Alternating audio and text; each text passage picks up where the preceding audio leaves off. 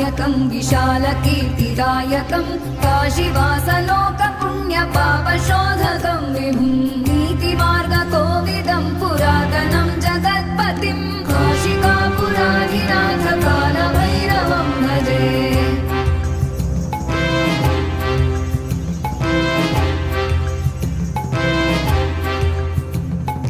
कालभैरवाष्टकं पठ